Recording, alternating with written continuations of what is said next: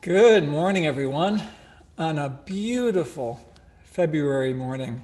As a Michigander, I'm still getting used to the beauty of spring February mornings here in California. Here we are on this February morning, the first Sunday in our theme of beloved community. The first Sunday in Black History Month as well. Two themes that we'll bring together and focus on next week and in the final Sunday of the month in particular. I'm the Reverend Kevin Tarsa. I'm so glad that you've made it here this morning, that you keep finding your way here online. Almost 11 months now for many of us. If you have questions, Beth Carroll can support you if you write to her in the chat. Just a reminder that you'll need to press enter or return after you type that note.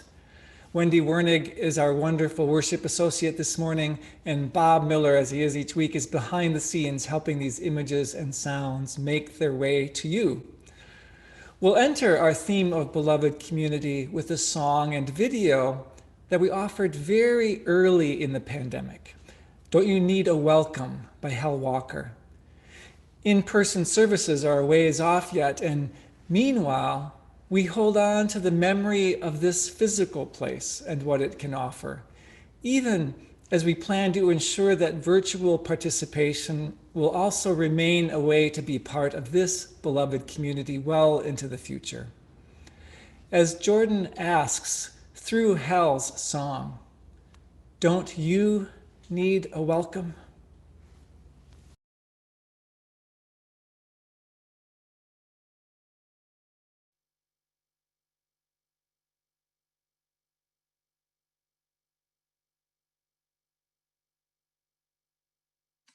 Good morning, beloved community. Welcome to the first Sunday in February, where we begin to explore what it means to be a beloved community. Dr. Martin Luther King Jr. popularized the notion of the beloved community. He believed that beloved community was one of justice, equal opportunity, and love for others. The King Center, a memorial institute dedicated to the work of Dr. King, explains it this way. Dr. King's beloved community is a global vision in which all people can share in the wealth of the earth.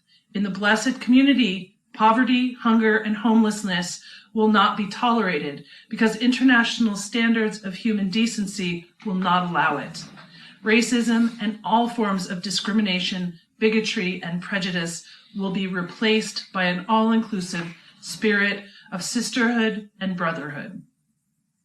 What a grand vision. And while the idea of beloved community in the world or our nation seems a long way off, it can't hurt to try to create it on a smaller scale. And that's exactly what we're doing, that we strive for here at UUCM. With our UU principles, our mission statement, and our covenant of right relations, we actively work to be in compassionate and inclusive community. So whoever you love, however you perceive the divine, and no matter your abilities, you are welcome here.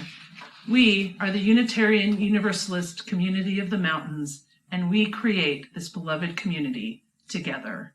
Welcome.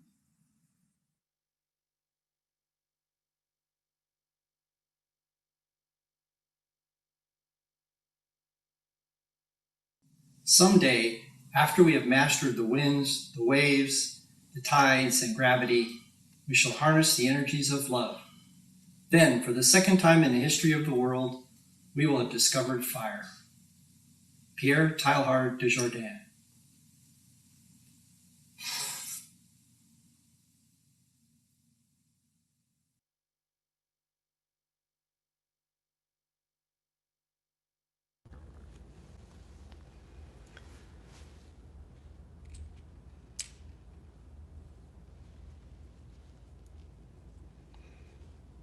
I invite you to light your chalice at home as I light the chalice here at UUCM.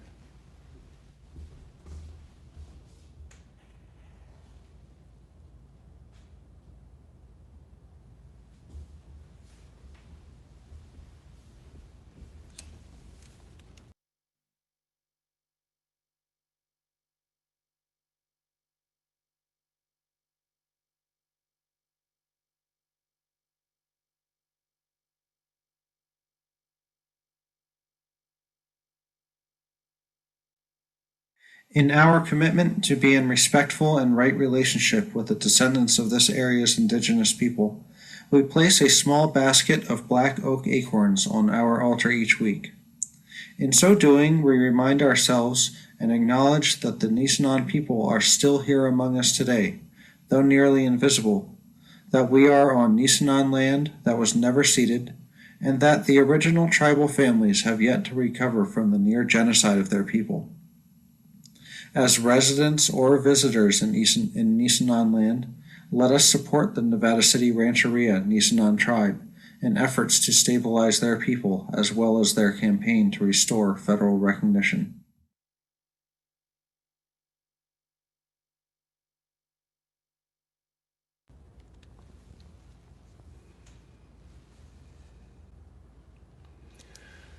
Our opening words this morning reference love as a language that we speak. Look in your heart and then speak love. Start with your mother tongue, yes, your own dialect, the family expressions that rise so readily to your lips or your fingertips. But don't stop there. Learn to speak another language of love. Maybe the language of that person sitting next to you, or in front of you, or behind you, or across the room. Check out the books from the library. Get Berlitz training or buy the Rosetta Stone subscription. Go online, sign up at the college, download the app and soak it in through your earbuds while you're gardening or walking your dog or traveling the Independence Trail. Watch the DVDs and learn the signs, or better yet, find a native speaker and a conversation group. Practice the simple expressions first. Memorize the basic greetings and those phrases you really need to know to make your way in new territory and to get where you're trying to go. Whatever you do, speak love. Practice with real people.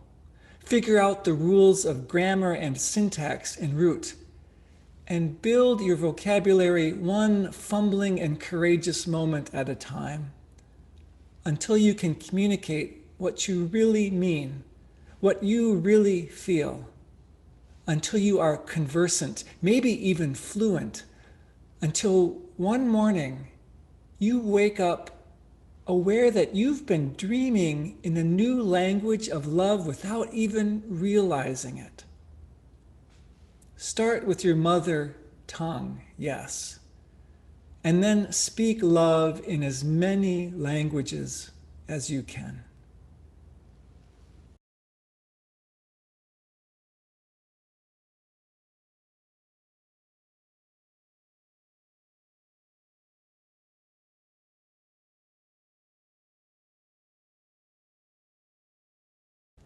For our prayer and meditation, I'll begin with words by Richard Gilbert. I invite you to surface your own prayers, your own thoughtfulness, your own focus. We meet on holy ground, even now. Brought into being as life encounters life, as personal histories merge into the communal story, as we take on the pride and pain of our companions, as separate selves become community. How desperate is our need for one another, our silent beckoning to our neighbors, our invitations to share life and death together, our welcome into the lives of those we meet, and their welcome into our own. May our souls capture this treasured time. May our spirits celebrate our meeting in this time and in this space, for even now, even this way, we meet on holy ground, where our hearts lift up prayers for the relief of suffering, for an illuminated path through confusion, for release and rest. This holy ground where our minds call out for guidance and clarity, where our bodies dare to ask for wholeness and safety and enough. This holy ground where our spirits dare to surface hope for joy and peace and abundant love. Yes, we meet on holy ground, even now, you and I, and all of us. May we always know it to be so.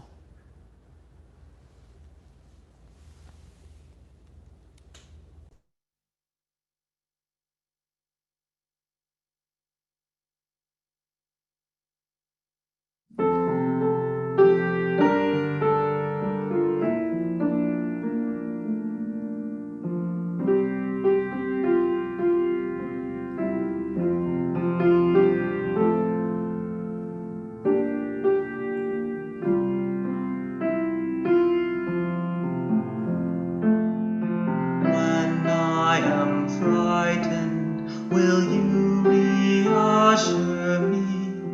When I'm uncertain, will you hold my hand?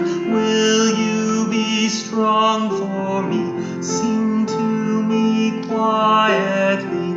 Will you share some of your stories with me? If you will show me compassion, then I may learn to care as you do. Then I may learn to care. When I am angry, will you still embrace me? When I am thoughtless, will you understand? Will you believe in me, stand by me willingly? Will you share some of your questions with me? If you will show me acceptance, then I may learn to give as you do. Then I may learn to give. When I am troubled, will you listen to me? When I am lonely, will you be my friend? Will you be there for me, comfort me tenderly? Will you share some of your feelings with me? If you will show me commitment, then I may learn to love as you do. Then I may learn to love.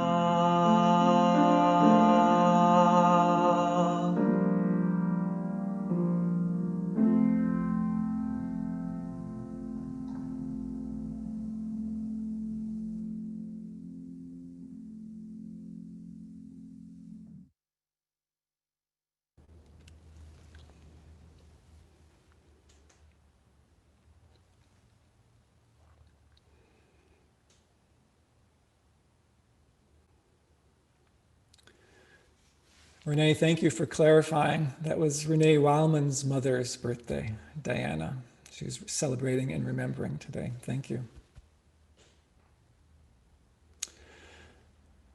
It's February, and St. Valentine's Day raises the topic of love every February. That'll be next Sunday. The origins of St. Valentine's Day are murky at best once you get deep into the research, and there are about a dozen St. Valentines in Catholic history. But it appears that it was Henry Chaucer who forever tied the celebration of romantic love to St. Valentine's Day, when he wrote that St. Valentine's Day is the day when every fowl cometh there to choose his mate.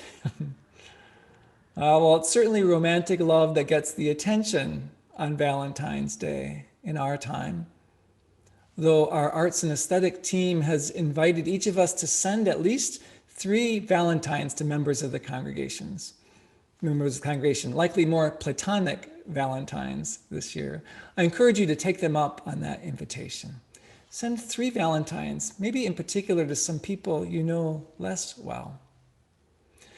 People who study such things say that the blush of powerful infatuation and romantic love that begins so many primary relationships, that initial feeling of being in love, lasts on average 2 years, and then something shifts. After all that work to put our best foot forward, our partner in love discovers that we have another foot. And we discover that so do they, a less appealing foot. And we wonder, why didn't we notice it before? What was once a charming quirk starts to become annoying. Maybe you know of what I speak. Whenever I've named that in person, people laugh. About that time in the journey, 2 years in, some people begin to worry that they may have made a mistake in choosing their partner, and maybe they did. But often it means that we have to enter new territory together with that partner and learn to live love in new ways. After that blush of initial romantic love, the honeymoon period, however long it lasts, a deeper love has to take root for the relationship to thrive. Some would say that true love can't even begin until that first period of feeling in love runs its course.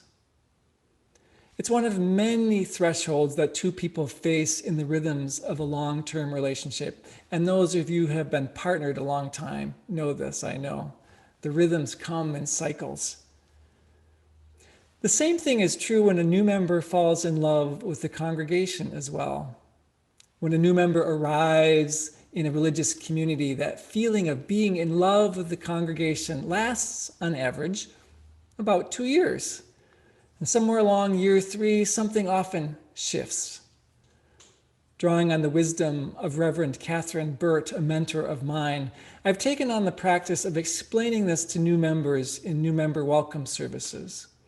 I warn them that at some point they will discover that the congregation and its members have another foot, that we're not perfect. And it's then, when the in-love experience has run its course, when they're disappointed, or when that once charming quirk becomes annoying, and they choose to stay and shift and find ways to go deeper, that's when true love can begin. Dr. Gary Chapman recognized this in couples in his pastoring and his marriage counseling. And so he gathered and published his thoughts in the early 90s in a book titled The 5 Love Languages: How to Express Heartfelt Commitment to Your Mate. And I know that a number of you are very familiar with that work and that you apply it.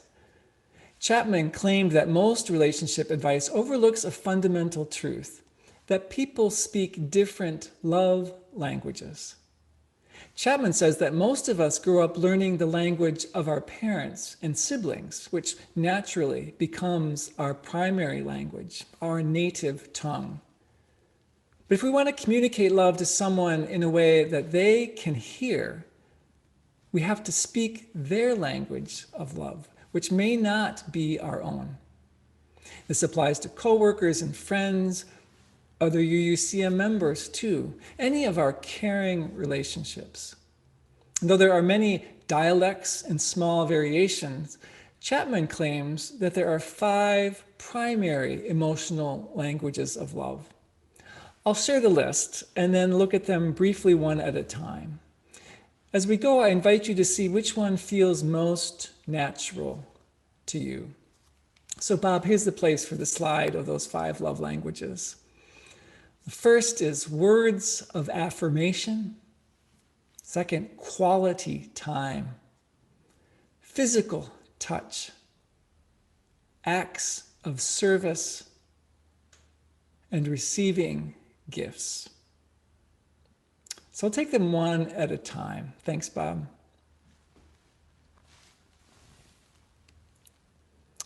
You can stop sharing there, Bob. Thanks. So words of affirmation.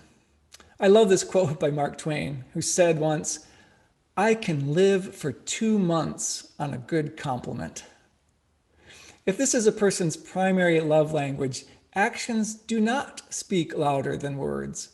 It's simple words of appreciation, affirmation, encouragement, unsolicited compliments, hearing the words, "I love you," that help this person feel loved.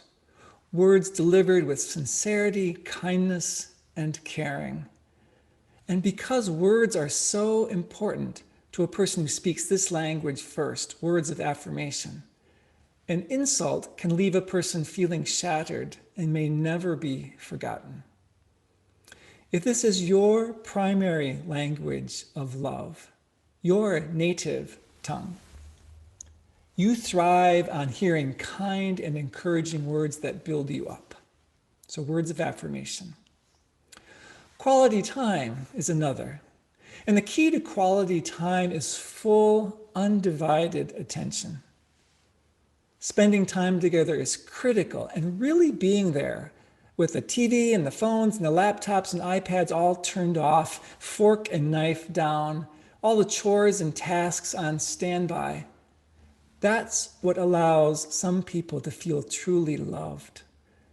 And because undivided attention is so important, distractions and postponed activities or the failure to really listen can be especially hurtful. Whether it's spending time talking or doing activities together, if this is your native tongue, you deepen your connection with others and you know that you are loved when someone shares uninterrupted, fully focused, quality time, undivided attention. Another language is physical touch. A person whose primary language is physical touch is just what you'd expect, very touchy. Hugs, pats on the back, thoughtful touches on the arm can all be ways to show concern, care, and love.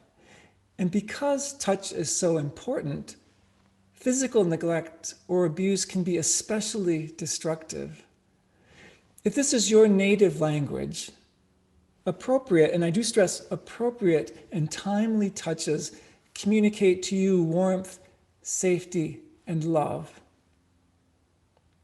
Another language is acts of service. Now, anything you do to ease the burden of responsibilities weighing on an acts of service person will speak volumes. Here's where the actions do speak louder than words. Helping with homework, offering to make dinner or do the dishes or shovel the driveway, or saying, "Here, I'll do that for you," translates as, "I love you." And because acts of service are so important, not helping or appearing to be lazy or breaking commitments or making more work for them tells speakers of this language that their feelings don't matter to you. If this is your native tongue, when others ease your burden and serve you out of love and not obligation, you feel truly valued and loved. And finally, the fifth language of love, receiving gifts. The receiver of gifts thrives on the love, thoughtfulness, and effort behind the gift, thrives on the extra care taken by the giver. If this is your native tongue, the perfect gift or gesture shows that you are known and seen and cared for, and that you are prized above whatever was sacrificed to bring the gift to you. And because thoughtful gifts are so important, a missed birthday or anniversary, a hasty or a thoughtless gift, or the absence of everyday gestures leaves this person wondering whether the other person really cares. If this is your native tongue, gifts are heartfelt symbols of someone else's love and affection for you. So, words of affirmation, quality time, physical touch, acts of service, receiving gifts. Now, there are quizzes you can take to help you discern your language of love, and many of us speak more than one, but I expect that you already have a sense of which language speaks love most strongly to you. When someone speaks our love language to us, it fills up our bucket or fills up our well, and then it strengthens our own capacity to express love, just as in the story Wendy offered. And when we don't hear our love language spoken to us enough, our buckets start to feel empty. We feel empty and unloved, says Chapman. So here's the crux of it. When we want to express and demonstrate love to others, we tend to speak our own love language to them, assuming without realizing it that that's the language they speak. The challenge in a relationship comes when two people speak different languages. Let's take the story of Pat and Chris, for example. Pat's language of love is quality time, and Chris's language of love is acts of service. They're both feeling a little bit disconnected, which Chris recognizes, and so to express love to Pat and to invest in the relationship, Chris gets to work on several home projects they've been meaning to complete. Chris gets busy working in the yard and sorting through photos and cleaning up the garage. Meanwhile, Pat, whose love language is quality time, is looking for meaningful time together and Chris's undivided attention. Pat keeps trying to schedule quiet sit-downs and thoughtful conversation. But during those times, Chris's to-do list is piling up in Chris's mind, and Chris is feeling Pat's need for love and so wants to get busy to show that love by doing those projects. Plus, Chris is thinking, if Pat loved me, Pat would help out on some of these projects.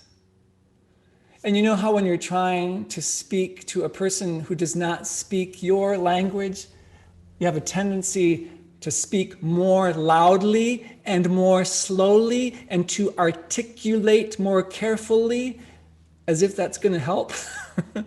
And so Pat tries harder and harder to get quality time in order to feel and to express love. And Chris tries to do more and more acts of service to feel and to express the love Chris knows Pat is missing.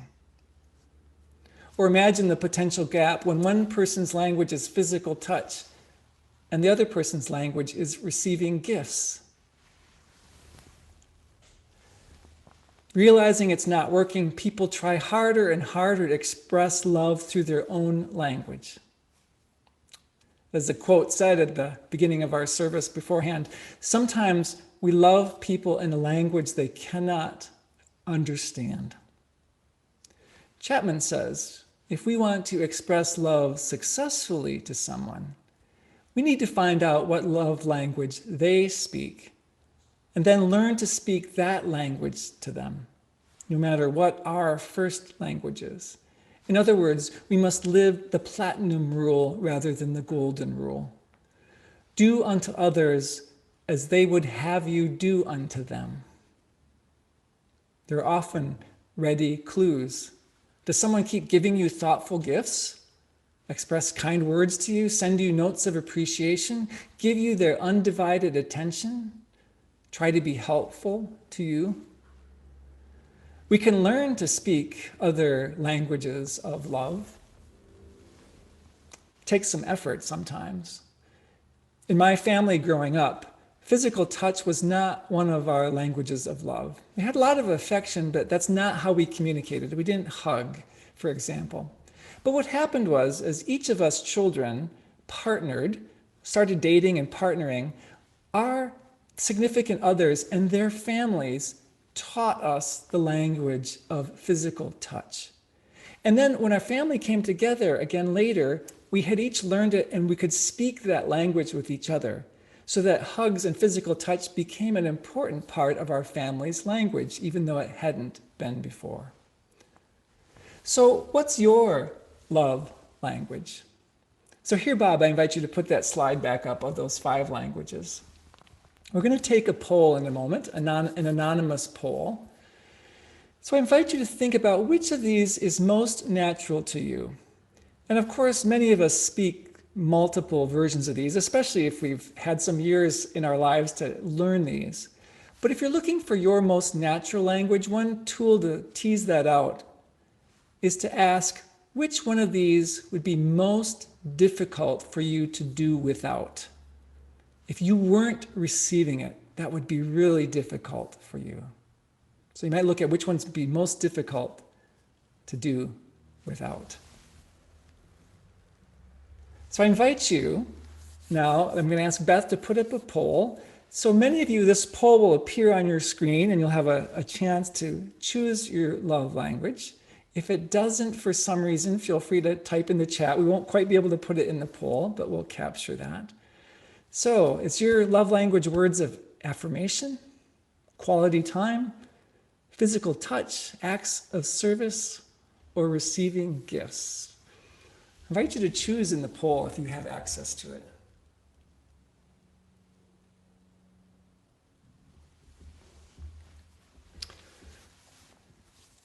We'll let this go for a few moments, and then we'll see kind of where we're weighted. I've done this, I've offered sermons on the languages of love before, and several times I've had just one person have one of those languages all by themselves as we raised hands in the room. So here's our variation on raising hands. What's your love language?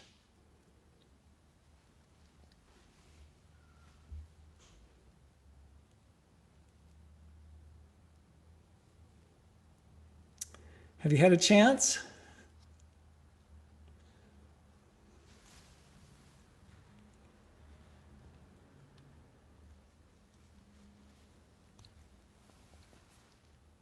Again, if for some reason it doesn't work to do the poll, I invite you to type it into the chat. We'll collect the information afterwards. But Beth, I invite you to share where we are so far. Let's see what the results are so far for the poll.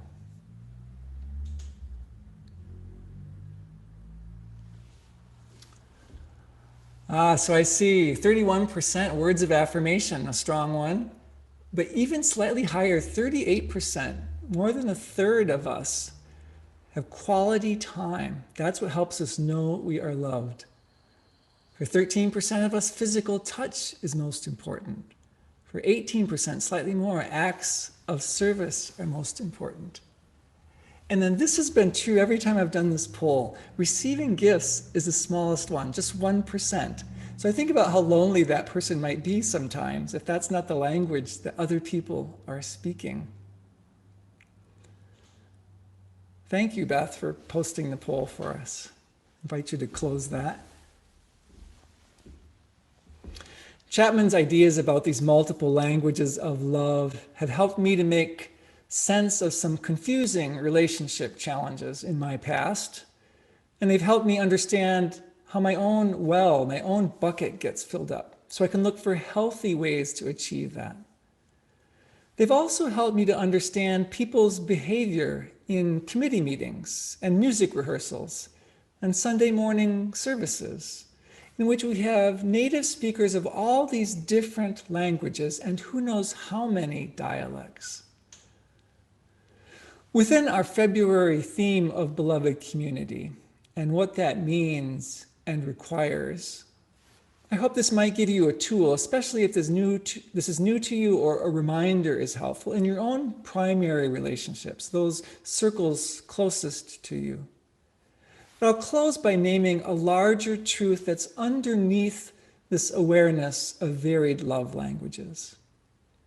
What the idea of varied love languages opens up is yet one more challenge to our notions of universality in general, a human expectation that other people experience and perceive the world the same way that we do. Now, this comes along a spectrum, I've discovered. On one end, all kinds of things we already know people perceive differently, different tastes and needs and objectives and experiences. And on the other end, those things that we think are absolutely true for all people, for all beings, universal. Maybe a desire to be free from suffering, to be safe, to be well, for example. And then in between, somewhere along the spectrum is our personal learning growing edge. That place where we are now realizing, wait a minute, I thought this was so fundamental that everyone must feel this way or see it this way. But I'm discovering that no, even in this, people's perspectives and experiences vary. Take Black Lives Mattering, for example. Take the storming of the Capitol. Take the wearing of masks. Take the value of vaccinations. The higher we are on the ladder of power and privilege, the more explicit work it takes to open up our assumptions about what is universal. Our gender, our age, our experience of race, our level of economic security, all influence where we find ourselves and where our current learning and growing is on that spectrum. As Bell Hooks reminds us, the work of beloved community is not the eradication of difference, but its affirmation. So let's speak love here through the platinum rule, doing unto others as they would have us do unto them. Knowing that relationship by relationship, we are building beloved community, not only through learning to speak more languages of love, but also through the muscle we are strengthening to be open to difference in general. Let us speak love when we greet each other with affirming words. Let us speak love when we deliver soup or cookies to someone. Let us speak love when we see something around here that needs to be done. Let us speak love when we listen to someone here with our full and undivided attention. Let us speak love when, someday, when we touch in a handshake or a hug or a pat on the arm. Let us speak love when we let go of any assumption about what another person wants or needs. May love be the grounding for all that we do here in this community, in its many languages and dialects. And then, just maybe, for the second time in the history of the world, we will have discovered fire. So may we be.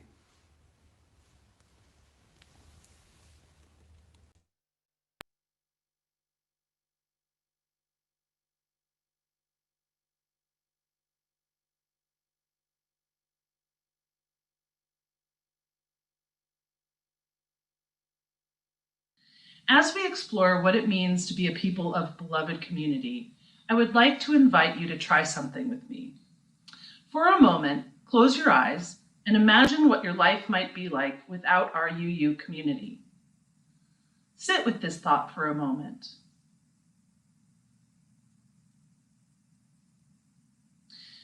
If you were like me, you might have sensed a constriction in your chest.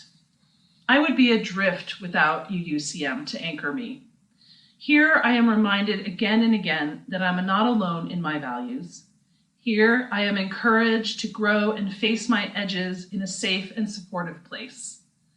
This is a place of deep learning, a well of acceptance, and sometimes it's just plain fun. When I'm trying to decide the value of something in my life, I often find it helpful to imagine my life without it. That way I can see the value without taking anything for granted. In addition to all we receive from UUCM, we share our gifts each month with an organization that does value-aligned work in our greater community. Please see the next slide to find an easy way to give. Although we're not passing the basket in person, your generosity remains essential to our ability to sustain the work of our community. There are several ways to contribute. You may text an amount to 833-579-0483, give via our website at uugrassvalley.org, via PayPal at paypal.me/UUCM, or mail to UUCM 246 South Church Street, Grass Valley, California 95945. Thank you.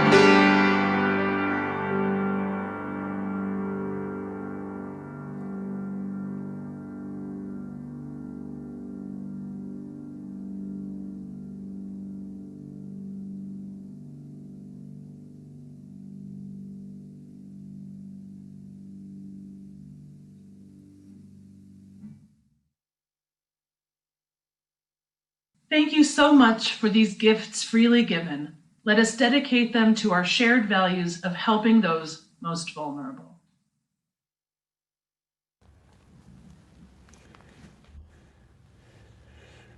Bob, this slide can just stay up while I explain. Yes, so some people are saying, wait a minute, isn't giving gifts the language, not receiving gifts? So the point of the love language is to ask, how do you know you are loved? When someone does something for you, how do you know you're loved? So it's receiving the gifts that would be the language itself. And in part, this is because we learn kind of by culture and shaping to speak certain languages that are promoted as more helpful and successful. But the way we know our innate language is to know what speaks to us. How do we know that we're loved? Thanks for raising those questions and for the conversation unfolding. Thank you, Wendy, for being our worship associate this morning, for bringing your considerable gifts each time. Beth for being chat host as always. Bob behind the scenes, thank you. Conrad for the video editing. Jordan for the music, and Leah Morris, who's just creating wonderful, wonderful music these days. Thanks to Rod Ferrajaro for the wonderful chalice lighting, and Stu for offering the land acknowledgement. To Shanti Emerson for the setting, once again, creating beauty each week for us.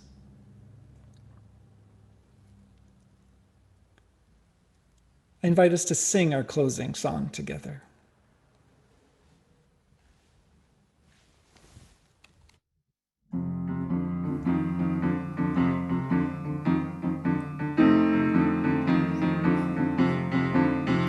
Love will guide us, peace has tried us, hope inside us will lead the way on the road from greed to giving. Love will guide us through the hard night. If you cannot sing like angels, if you cannot speak before thousands, you can give from deep within you. You can change the world with your love. Love will guide us, peace has tried us, hope inside us will lead the way on the road from greed to giving. Love will guide us through the hard night. You are like no other being. What you can give, no other can give. To the future of our precious children, to the future of the world where we live. Love will guide us, peace has tried us, hope inside us will lead the way on the road from greed to giving. Love will guide us through the hard night. Love will guide us, peace has tried us, hope inside us will lead the way on the road from greed to giving. Love will guide us through the hard night.